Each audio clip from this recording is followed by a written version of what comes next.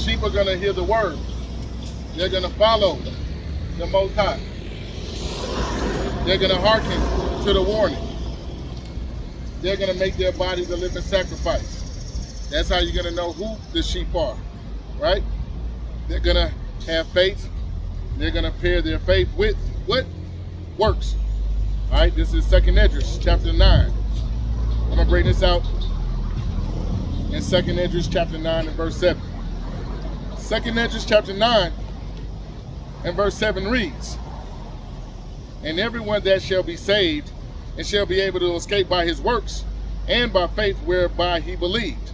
Right? Once again, 2nd Esdras 9 and 7 reads, "And everyone that shall be saved and shall be able to escape by his works and by his faith whereby ye believed, they shall be preserved from the said perils, and shall see my salvation in my land and within my borders, for I have sanctified them for me from the beginning." Right? Hey, who's the sanctified from the beginning? That's the Lord's elect. Those are the ones that's going to pair the faith with the works. I've been bringing that all day. Faith without works is dead. Like the body without the spirit is dead. One thing is to believe, another thing is to what? Act on your beliefs. Right? Let me bring this out one more time. This is 2nd Esdras chapter 9 verse 7.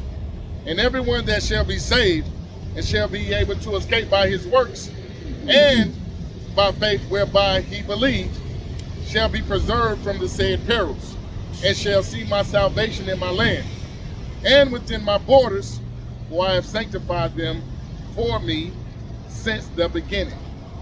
Sanctify means to make clean. Right? Like I said in John 17 and 17.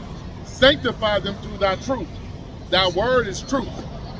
Right? Hey, and the elect from the beginning, they're without guile.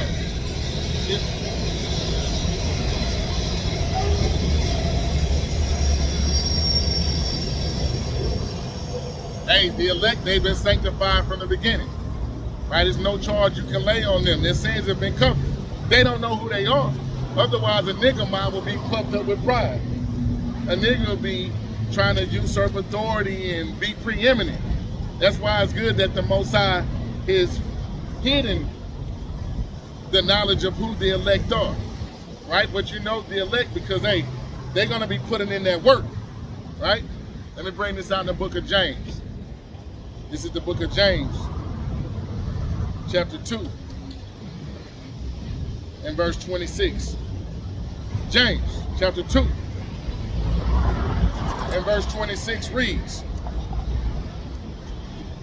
"For as the body without the spirit is dead, so faith without works is dead also." Hey, I brought this out earlier, right? Pairing what you believe with action. Sacrifice. Activity. This is the most important thing. Because destruction is coming. Our people are suffering in this place.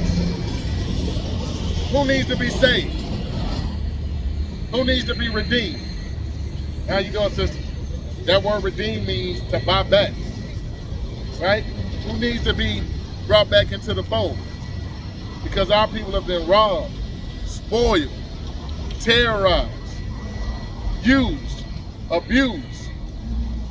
Our people have been brought low. Right? The nations lick our wounds so we can't heal. We have no one standing up for us, not the United Nations. No organization has the ability to do what? Bring us out of this lower state. Right? And the Bible already called it out. Right? Let me bring this out in the book of Isaiah. Right? This is the book of Isaiah, chapter 42. And I'm going to start with verse 22. Bear with me, Akin. This is the book of Isaiah, chapter 42, and verse 22, and it reads, "But this is a people robbed and spoiled. They are all of them snared in holes, and they are hid in prison houses. They are for a prey, and none say delivered, for a spoil, and none say restored." Right? But we are robbed and spoiled through what? the transatlantic slave trade, genocide committed on our northern tribe brothers, all of our wealth has been given to another nation. And they flaunt, they hoard all of the wealth. Yes, ma'am. All of the wealth that has been stolen from us. All of the wealth that has been stolen from us, robbed from us. It's not as if we've been segregated and isolated and quarantined in a separate society. No, we see the wealth. This is why the scriptures say, envy thou not the oppressor, and choose none of his ways, in Proverbs 3:31. Because your oppressor has gotten all of his wealth, has gotten all of his riches, not through hard work, ingenuity, the sweat of his brow. He's gotten it through rape, robbery, theft, skullduggery, manipulation, deception, murder, terrorism. And our people see that wealth and they say, hey, if I can't beat them, I'm going to join them. No, the elect, hey, they're going to maintain their integrity.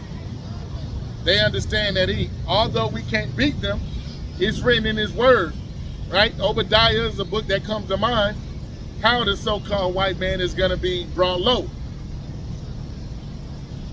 Right? The book of Revelations tell you how he's going to be brought low.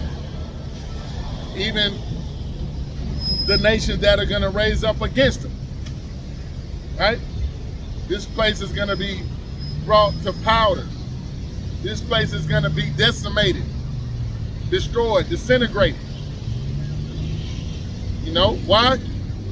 Chiefly because of all of the wickedness and all of the atrocities that is committed against the children of Israel. You enslaved the Lord's people like ancient Egypt, right? This is the new Egypt, as is written in 1 Kings 8 and I believe 51, right? Exodus 20 and 2.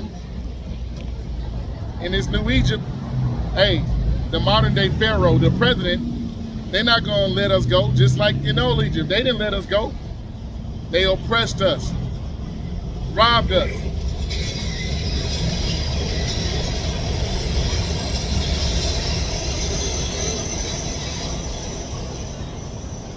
They oppressed us, robbed us, used us, spoiled us, and said, hey, I'm not going to let you go.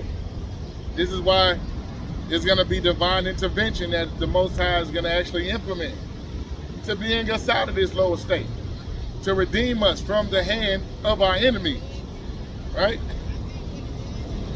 People robbed and spoiled. They are all of them snared in holes. They are hid in prison houses. Right? It said, we are hid in prison houses. All right, look at the prison industrial complex. That's what they call it in this nation, the prison industrial complex, where there are more individuals locked up within the confines of Babylon, North America, than the population of some of these countries round about. You know, after Jim Crow, after they emancipated us, they started coming up with new ingenuitive ways to put us back in bondage. The only place where slavery is not outlawed is where? In prison. So, hey, the prophecy said we're robbed, we're snared and whole, we're hidden in prison houses. Right? And a lot of the people of our nation, they look at our condition, and what do they start trying to do? The heart is deceitful above all things and desperately wicked. They haven't subdued their own understanding, so in their mind, they think that they can do something with their own wit, their own cunning, their own might, to change their condition, to deliver themselves, right? To overcome whatever obstacles stand before us, to bring down this so-called white man and these heathen round about. And yes, Psalms 83 and 3 lets us know the nations are confederate against us. So it's not just the so-called white man, right? That's our chief enemy, chiefly Amalek, the so-called Jewish people that follow the Kabbalah and the Talmud, the Israelis, because that's the chief house of Edom. That's the synagogue of Satan. Synagogue means chief house. Those are the ones that are behind the scenes with all the degenerate rap music, the sexy reds, the bad food, the hip hop culture. I mean, anything that promotes degeneracy amongst our people, right? You just say white man, that's a colloquial term. Esau, Edom, right? Esau means wasted away is he. Edom is red. They're red people. And the chief of the so-called red people is Amalek, the people that call themselves Jews, right? Through the Balfour Declaration at the end of the British Mandate in 1948. They were flown into their land by Boeing 757 jets, right? They are not the Jews of antiquity. They are not the Lord's people, right? But like it says in Isaiah chapter 42 and verse 22, hey, we are for a prey, and none delivereth us. You had civil rights. You had these militarized groups like the Black Panthers, the NFC with Grandmaster Jay. You know, in modern time, you got the Nation of Islam, you got the Fruit of Islam, you got all type of clandestine, overt, covert organizations from among us that have meant well. But since they were not moving according to prophecy, they didn't know who they were within this construct. Hey, like it says in Acts 5 and 38, everything that they were working towards and working for, it came to nothing. It's non-productive as it relates to bringing forth the desired outcome. Our people are in the worst condition that they've ever been in. Why? Because they've been given this illusion of freedom. You ask most of these niggas, are they in captivity? They'll tell you that they're free. Why? Because they have their own key fob, cars, job, refrigerator. They have free mobility. But this is an open air prison. Like it said in Isaiah 42 and 22. They are hid in prison houses. A lot of people will say, all right, that's a physical captivity where you're in an 8x10 with a bunkmate given 1 hour recess and 23 hours lockdown. But hey, this is an open air prison. This is the land of our captivity. And you'll know it's a prison when you try to leave this place. You have to get passports and permissions to drive, to fish, to build. You have to be taxed. That's what makes someone a slave, to be taxed, to have to pay tribute, right? Let me bring this out. In the book of Wisdom of Solomon, the 5th chapter. This is Wisdom of Solomon, chapter 5, and verse 1.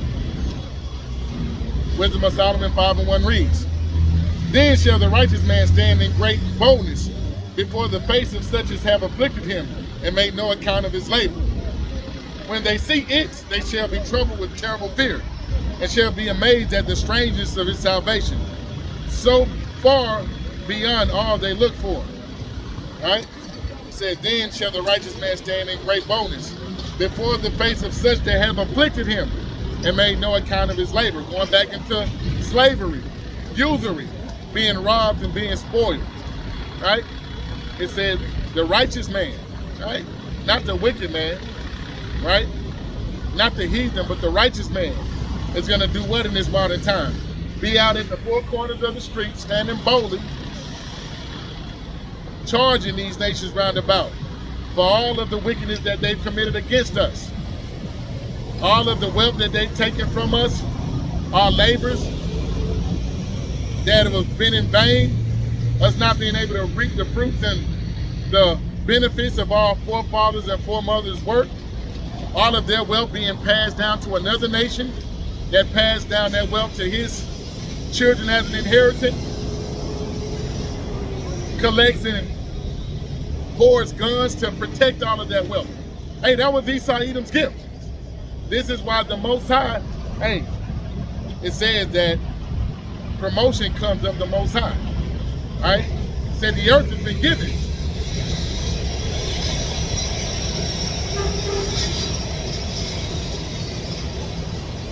Job 9 and 4 says, the earth has been given into the hand of the wicked. The earth has been given, this is their time to rule. Because we followed the heathen round about. We went a whoring after the nations round about. The Most High said, hey, I'm going to put the basis of man at the top, and I'm going to give him the means to protect all of his stolen wealth. I'm going to make his gift a sword. So if y'all niggas want to use y'all strength and y'all might to try to come up against him, he's going to subdue you. Why? Because I put him at the top for a moment, right? The excellency of the proud is but yet for a moment, right? The joy of the hypocrite is but for a moment. And the so-called white man's pride, like it says in Psalms 49 and 11, his inward thought, he's a carnal man. His inward thought is that this society will continue forever, to all generations. We know better. And hey, amongst the so-called white man, they see the writing on the wall. They have economists. They have men of knowledge and understanding. They see that the days of Mirth and Amos and Andy and 5-cent candy and them being able to just walk on the street and step on our necks, that shit is over. All of the wealth that they've received as an inheritance, a majority of them, they've squandered that wealth. Right? Esau Edom. Majority of them are 1-2 paychecks away from being on their ass. Right? And hey, this is the peaceful demonstration. This is the lawful demonstration. The white man, the righteous standing in great boldness. Right? Before all of that of the nations that have used us and made no account of our labor. Right? Because just recently, there were a group of people that actually went to the courts. They tried to get some type of resolution, some type of remedy for an atrocity that was committed against our people in Tulsa, Oklahoma in 1921, right? June 1st, 1921, in Tulsa, Oklahoma, better known as Black Wall Street. It was an area that Jake had dominated and inhabited after we've been emancipated in 1865, right? This is during segregation. Like I said, June of 1921, our people were able to go and establish themselves in a 35 city block area, a great dispensation in space. We had our own post offices, our own libraries, our own movie theaters. We had men that were professionals, doctors, lawyers, physicians. We had a self-sustaining environment where our dollar was circulating within our own community. Black Wall Street, a 35 city block area, right? We were self-sustaining, they becoming rich overnight. Why? Because we were spending our money amongst each other. You know, this is why segregation was our golden age, when we had no ability to go amongst the so-called white man's churches, schools, and businesses. We were segregated to our own areas. But as a war strategy, right? Martin Luther King and the like, through civil rights, what did they do? They made it an actual option for our people to have proximity to the nations round about, chiefly the so-called white man, right? Truthfully, Martin Luther King just wanted the ability to get with the white man's two-legged dog, the white woman. You know what I mean? This was the justification for segregation, to keep their blood pure. The so-called white man is a global anomaly, right? He's a global minority. He's less than 10% of the global population, and he has a worldwide negative birth rate. Even if they're just alone amongst themselves, they cannot produce babies at a rate that's self-sustaining, a rate that's will add. They naturally can be blotted out by what? Intermarrying. If a so-called black man lays down with a white woman, that baby is no longer white. The child is of the father's seed. So the white man was very proactive in doing what? Segregating us, so that we didn't have proximity, not to his businesses because they want our money, not to their schools because they want to indoctrinate us, but they don't want us to have access to Maylene. They don't want us to have access to Sarah, Karen. What do they call the white girl when she's in college? Right? They don't want us to have access to Julie. Right? And the book of Tobit tells us that we shouldn't make marriages with them anyway. We shouldn't want to be around them. Be ye separate. That's our constitution. Right? This is one of our laws. To want to be among ourselves. To not be among the nations. Right? And like I said, Tulsa, Oklahoma, they were booming in 1921. Segregation wasn't outlawed until July the 2nd of 1964. Right? And one thing that Black Wall Street did not have was a standing army. They didn't have a means to defend their stores, their libraries, their homes, the wealth that they generated. Like I talked about, the white man got a sword. He has an army.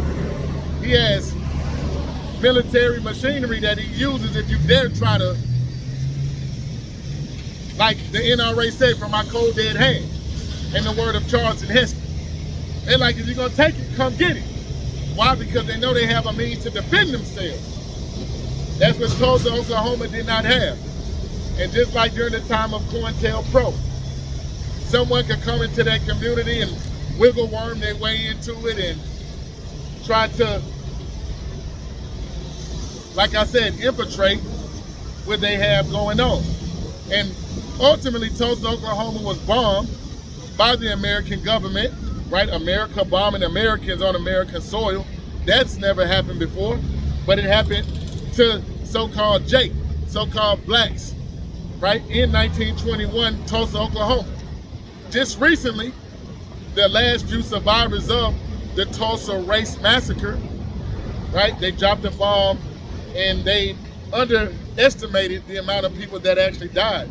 They said it's roughly 300 people, right? And the different agencies within the government that have the records, they have co-conspired with the courts to not even, like I said, furnish these records so that a case can be presented against the people that committed this atrocity, right? And we understood that, hey, what can they do to repay dropping the bomb on people? Right here it is in Tulsa, Oklahoma. They claim that there was some man that committed some crime against a white woman. And what does the so-called white man do? He gives a exaggerated, disproportionate response by, hey, wiping out the whole block. People that's not even involved, all men, right? And ultimately they went, they took furniture. You had wealthy.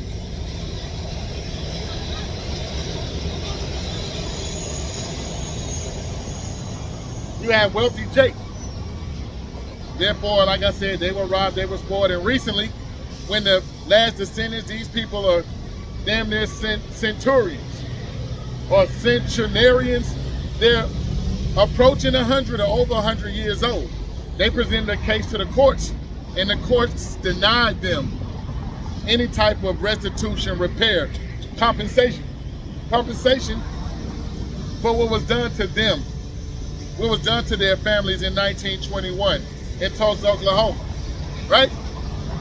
So let me go ahead and edify with these scriptures, right? Let me start this off in the book of Lamentations, chapter 4 and verse 1, all right? It's only right, Lamentations 4 and 1, because, hey, our people are lamenting. Our people are suffering. Our people are languishing. Lamentations chapter 4 and verse 17, it says, as for us, our eyes as yet failed for our vain help. In watching, we have watched for a nation that could not save us. Right? Hey, it said, a nation that cannot save us. Here it is. I gotta step in the shade for a moment, Auckland. It's starting to heat up out here. Once again, I'm on the west end of Atlanta. Coming out here to teach a lesson of repentance to our people. Right?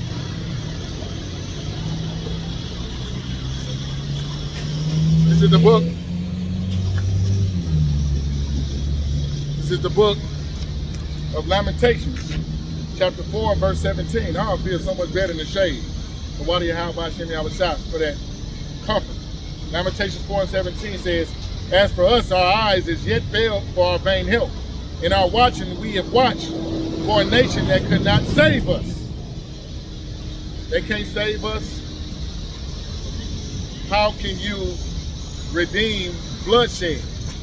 Here it is, my grandfather worked on a plantation his whole life, had to work from can't see morning to can't see night. He was raped physically, buck breaking farms. He was assaulted. He was killed. He was hung. Me being his descendant, his great-great-grandson, how can I go before the powers that be and negotiate how we're going to resolve his blood being shed? That's not my blood. That's a separate issue altogether, right? And how do you make an atonement for blood, right? Let me bring this out real quick. In the law, Genesis, Exodus, Leviticus, Numbers, chapter 35 and 33. How do you make an atonement for bloodshed? Can you go to the courts and say, hey, we want to take $94,000 annually for the next 250 years to remedy this bloodshed? We want to take a plot of fertile land on the West Coast with beachfront to resolve this. We want to take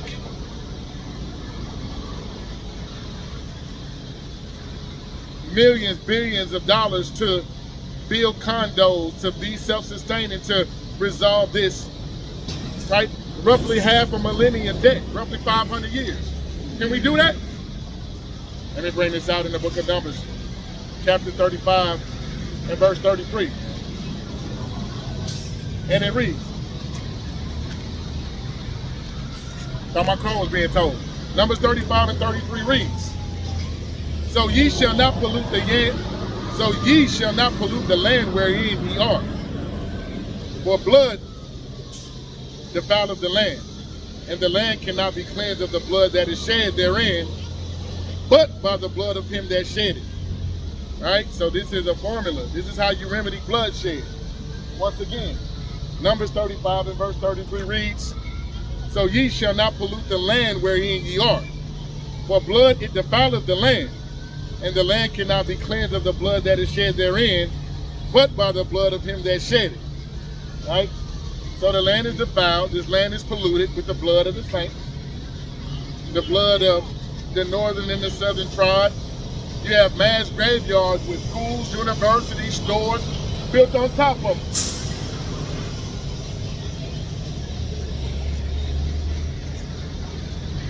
All throughout the nation, they're constantly finding mass graveyards that are being uncovered, where our people were just murdered and stacked atop of each other in some lot of land, and they built on top of it, right? A lot of it, they do it according to ley lines, because this is a wicked society built upon witchcraft and sorcery.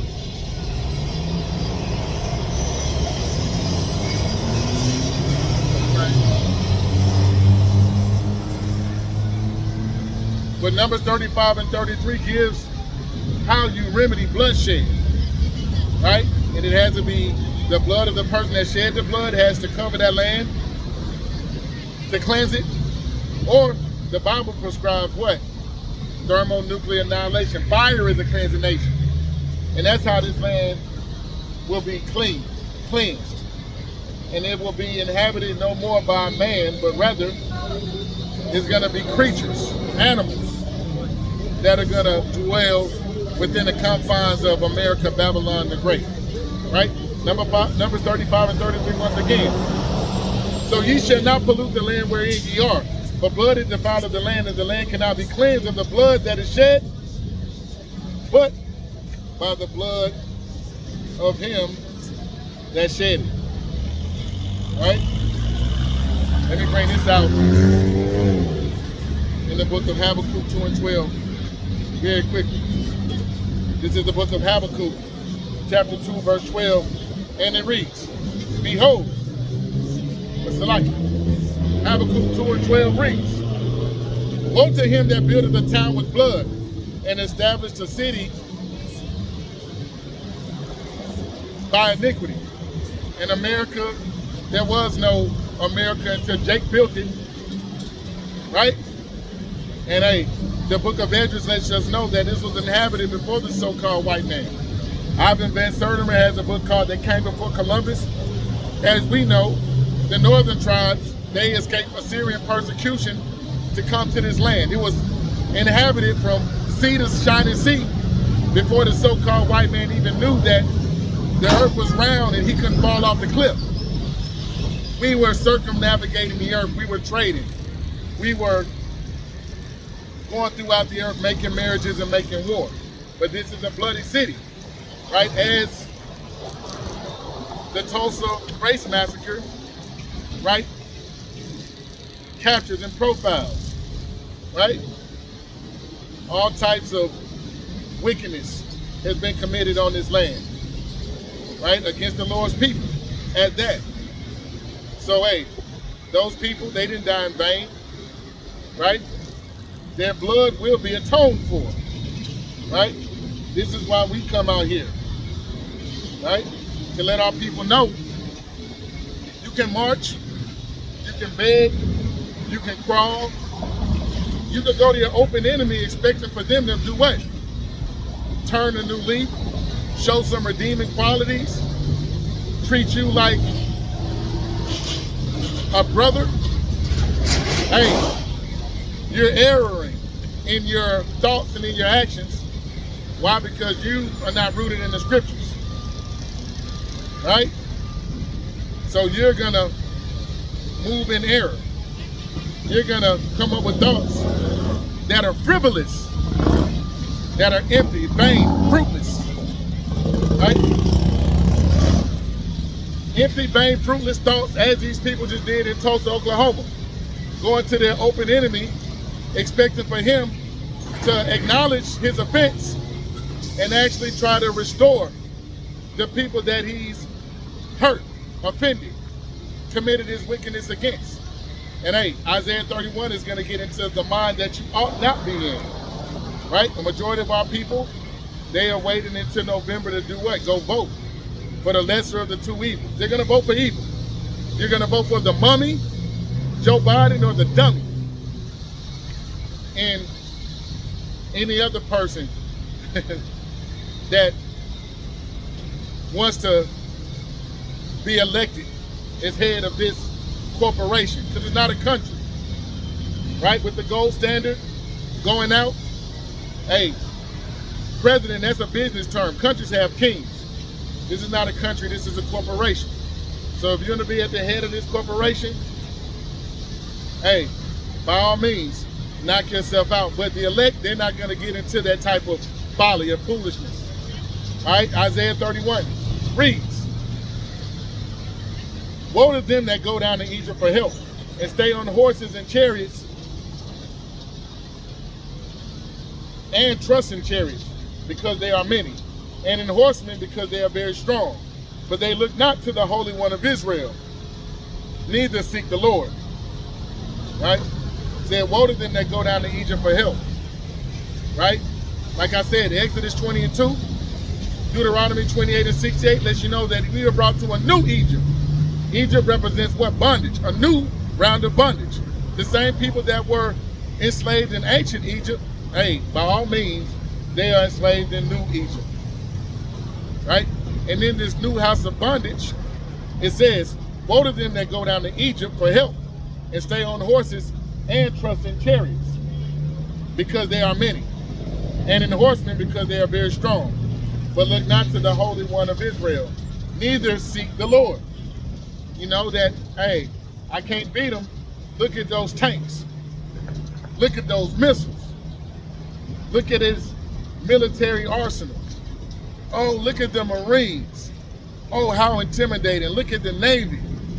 Look at all of this technologically advanced aircrafts he has. Oh, he has the means to see through walls. He has the means to shoot down lasers from the heavens. He has the means to totally pulverize and decimate someone that comes up against him. Right? Just like it says in Isaiah 31. It said you go down to Egypt for help because you trust in the chariots, because they are many, and in horsemen,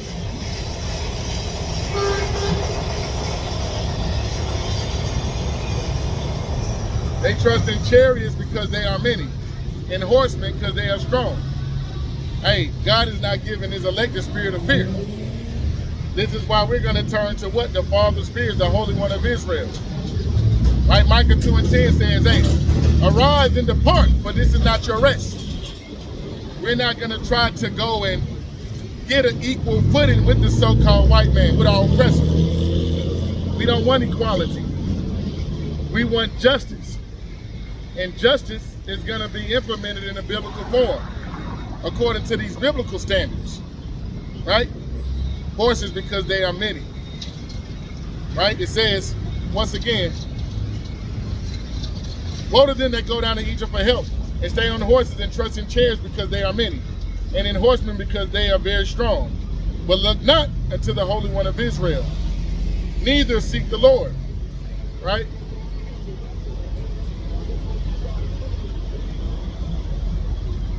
Trust in chariots because they are many, and in horsemen because they are very strong. Woo-hoo. Jake see that, get intimidated and say, hey, let's negotiate. Let's see if we can crouch down and gravel and conform ourselves to appeal to his nature. Let's hope that we'll be able to get some type of resolution.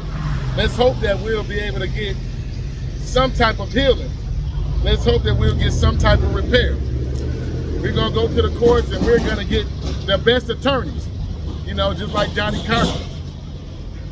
Right before he was taken out of the earth, it was said that he was trying to put together a task of phenomenal attorneys to bring forth a claim for reparations for Jake, right? And that never came to fruition, right?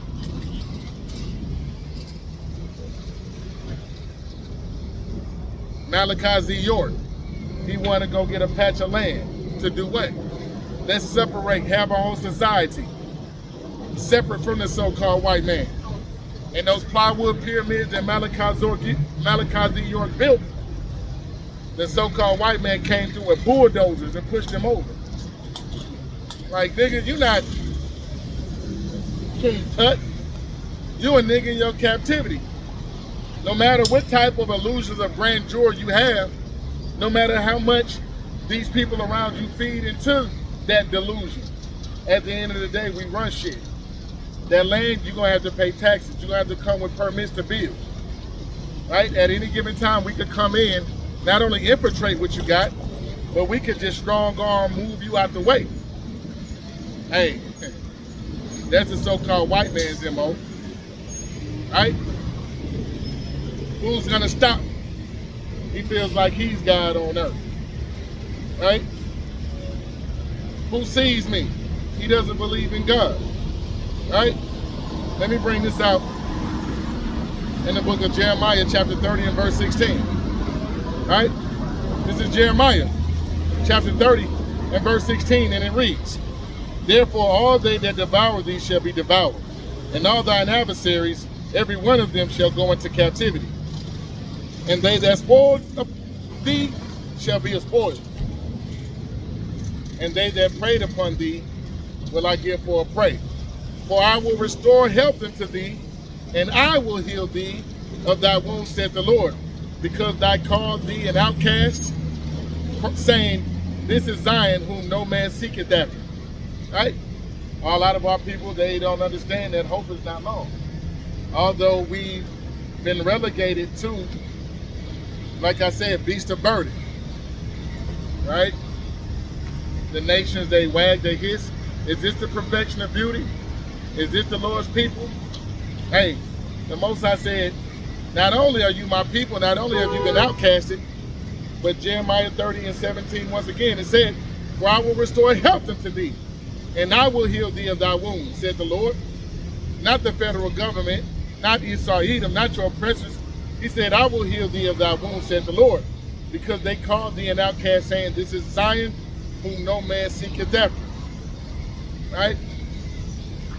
The Most High, he's a God of the underdog. He's the one that put us under. Right?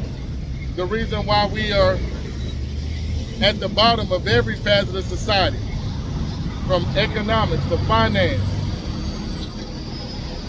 spiritually, socially. That was the Most High's determination. Right? And he didn't cast us off for our destruction. Like it says in Baruch 4 and 5. He brought us low to be corrected and measured. Right? It says that in the book of Baruch, chapter 4, verse 5. We've been brought low to be corrected and measured. For our correction, we went off. Accountability is a crucial aspect of coming into the knowledge of who we are and accepting our condition. Right? Yes, the so-called white man went overboard. He exceeded his boundaries. But he too, like it says in the book of Obadiah, is going to be taken out of the earth forever. Right? It said in the book of Psalms, Protect me from the wicked, which is thy sword. He's the Most High's belt. This is how the Most High whoops our ass. After the elect's heads are sealed, hey, the Most High is not going to have any use for that belt. Jeremiah, the 31st chapter, says that we're not going to have to teach our neighbor no more how to sin. We're going to have a heart of flesh, not a stony heart. The laws are going to be written in our inward part. So it's not going to be used for this degenerate, wicked, base man to even be among creation in the ecosystem. Right? This is why Obadiah 1 and 18 said, There shall be none remaining in the house of Esau. Right? Ezekiel chapter 35 and verse 5 reads. Ezekiel 35 and 5 reads, Because thou hast had a perpetual hatred, and hast shed the blood of the children of Israel by the force of the sword, in the time of their calamity.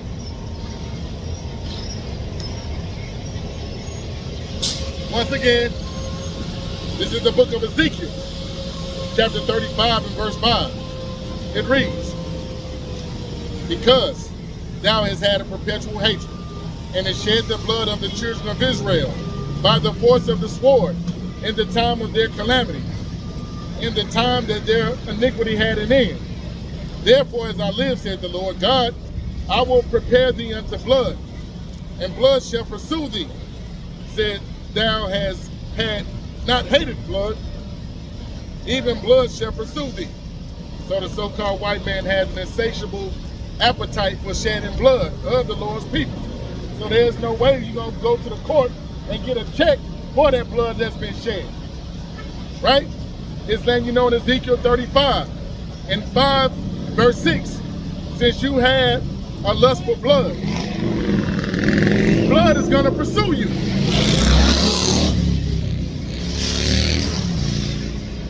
It is saying, since you have a love for bloodshed, give checks. Since you have a lust for bloodshed, apologize. It'll say, since you have a lust for bloodshed, give them holidays. Right? Ezekiel 35:5, once again, it says,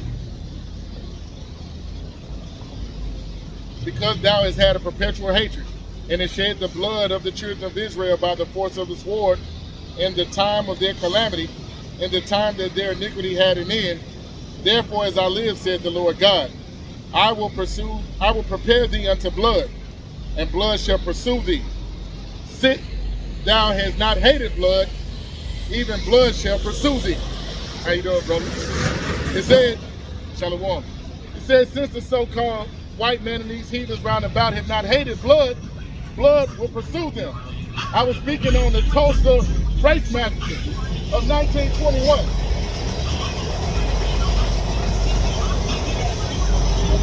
You know what? I mean, don't I come out now? You right here in this area, but I had to hop in the shade for a second. You know, this ball spot, I was starting to feel big. What's your name, bro? I'm gonna watch this. I'm gonna TikTok. Okay, my name is Brother Mahar. I teach my but I come out here on the highways and hedges as much as I can. I know about the watching of Israel, WI. Alright, nice to meet you. What's your name again? Michael Yao. Brother Mahar. Remember me, brother. Alright, I will.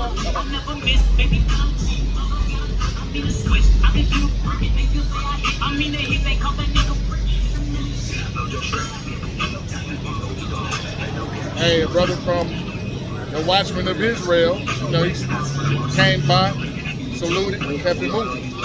But that should let you know his word is going out. A lot of these Jake, you see them on their regular, they have their fringes on, you know, be wise as a serpent, harmless as a dove. Hey, that's the key aspect to knowing how you should move in this society. But hey, I admire his zeal, you know what I mean? Right? But I said, hey, since they had a perpetual hatred, perpetual is non-ending, right? There's not going to be a time when, you know, cooler heads will prevail, where we'll be able to sit down and have a meeting of the minds, and it'd be fair and it'd be balanced, where we can negotiate something that's fair. Why? Because they have a perpetual hatred.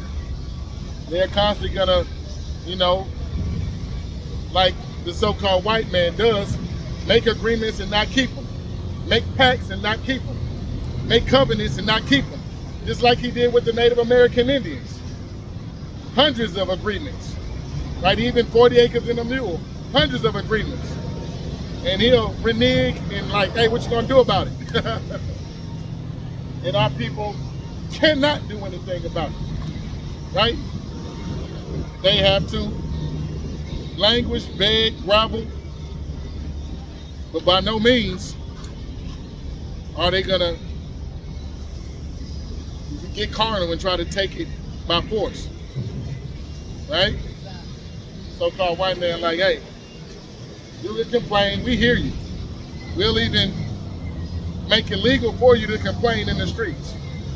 We'll give you a permit so you can complain. We'll facilitate your marches. We'll fund your marches. Yeah, you can complain, you can call us out, but you're not gonna be able to take nothing by force. That's truly what power is. Because, hey, it said, the saints shall take the kingdom and shall dwell in it forever and forever, right? How was this society erected? It was taken, right? He committed genocide on the stolen land. He stole people to build the land up. He didn't ask permission. He got it through bloodshed, slavery, torture, terrorism.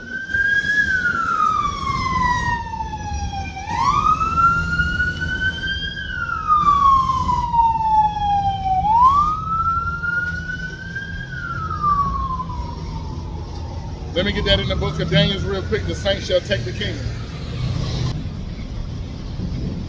There it is. This is Daniel 7 and 18, and it reads, but the saints of the Most High, the saints, Psalms 148 and 14, Israel. But the saints of the Most High shall take the kingdom and shall possess the kingdom forever, even forever and ever. Right? Because like it says in Matthew 11, the kingdom of heaven suffered violence. Right? We're the kingdom of heaven, the Lord's people, Yasharallah. Jerusalem was a people before it was a place. But we suffer, we're suffering in this place. Right? But hey, the same way this place was erected by great violence, it's going to be brought down by the saints in the same way. Who's going to bring it down? The saints. How are they going to bring it down? With great violence. Right? This is the book of Daniel 7:18 once again. But the saints of the Most High shall take the kingdom and possess the kingdom forever, even forever and ever. Because forever is just a long time. So if I say you've been in that store forever, I'm just saying you've been in that store for a long time. But it said the saints shall take the kingdom and possess the kingdom forever, even forever and ever. This is going to be an eternal, righteous rulership, right? With Yahushua, King David, and the elect as that governing body, right? And the heathen are going to be in the kingdom of heaven, serving captivity, paying tribute, right? So, hey, the kingdom of heaven is not just for Israel. The heathen roundabout, they too.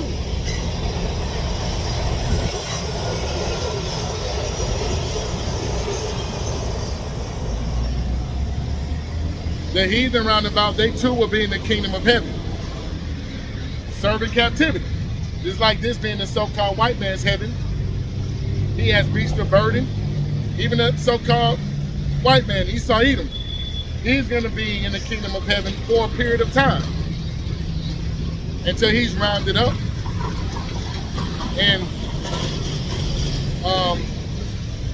what you would call ethnically cleansed, right? Until he's taken, those spirits taken out of the way, right? As it relates to the Tulsa race massacre. Let me bring this out in the book of Lamentations, chapter 2 and verse 15. This is Lamentations, chapter 2 and verse 15, and it reads,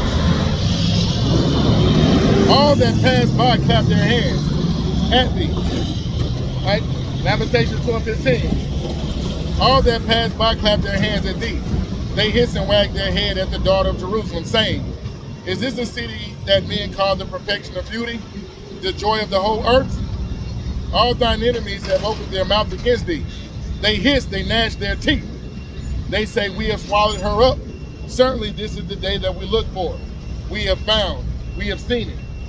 Yeah, so when our people were in a physical captivity, chattel slavery, the nations were happy as hell.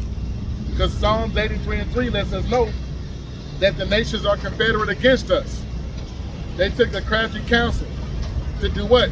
Take the name of Israel out of the earth.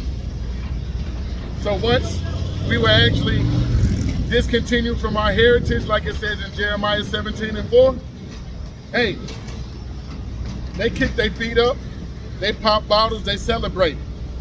Like I just brought out in Lamentations 2 and 15.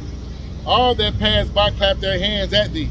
They hiss and wag their head at the daughter of Jerusalem, saying, is this the city that men call the perfection of beauty, the joy of the whole earth?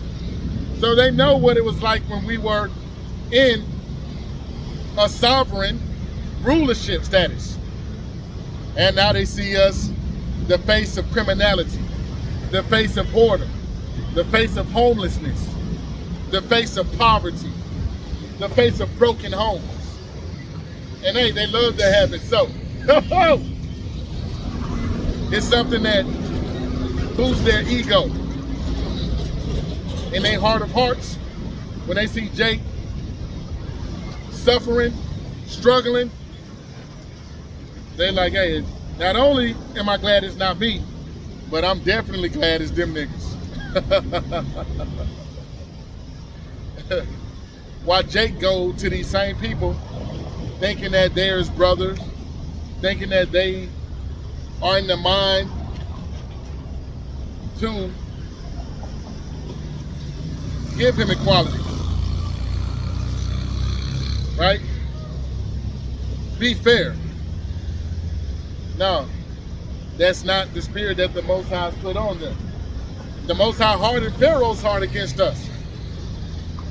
Why? So his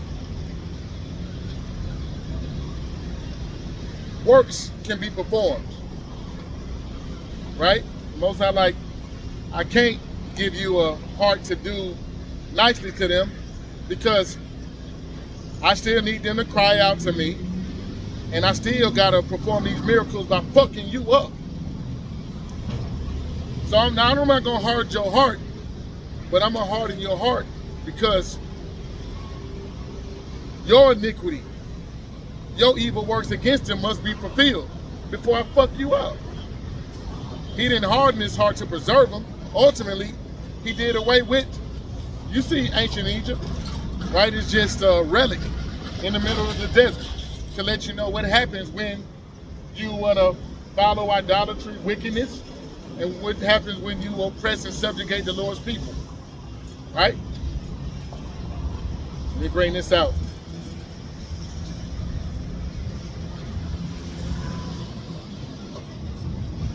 Right? A nation that cannot save thee. Like I brought in Lamentations 4:17.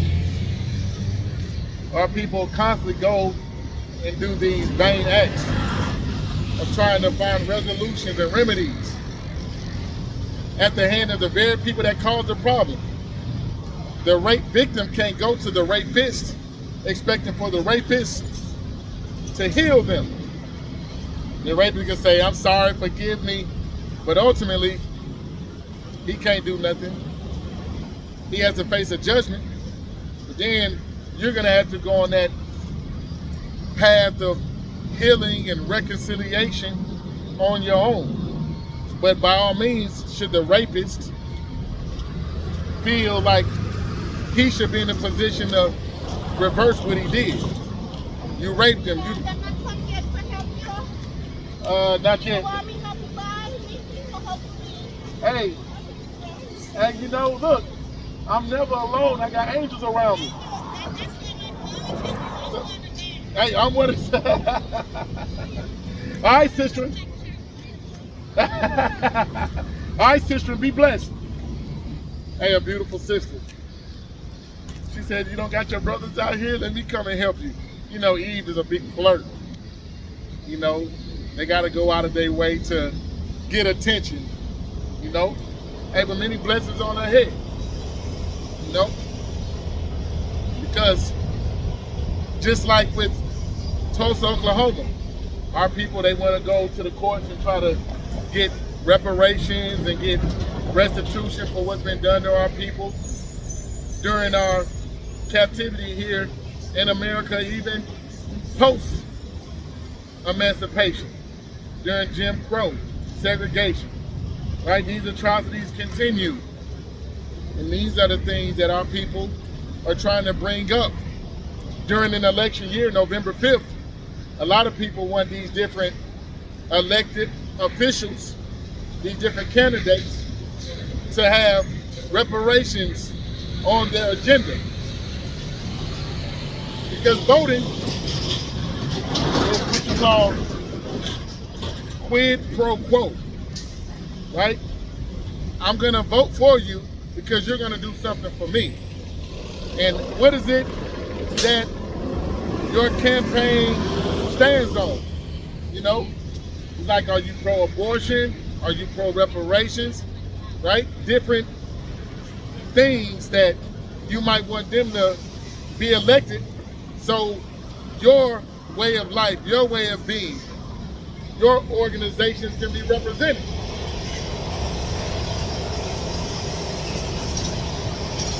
So a lot of Jake, they like, hey, if there's not an elected official that has a campaign with our interest on the agenda, we're gonna vote for the couch. That's what they're saying. You know, in a few months, the powers that be, they're gonna start energizing and implementing your actors, your entertainers, your celebrities to do what? Influence our people to go to the voting booths, right? You remember Vote or Die? Shout out to Puff Daddy. Vote or Die, no Diddy. Right? Vote or Die, that was a campaign where they tried to get hip-hop community, right? Recently, you had Cardi B go to the White House. Quavo go to the White House, right? Glorilla, right? You're gonna have athletes, people from all different walks of life, people with notoriety, energizing people to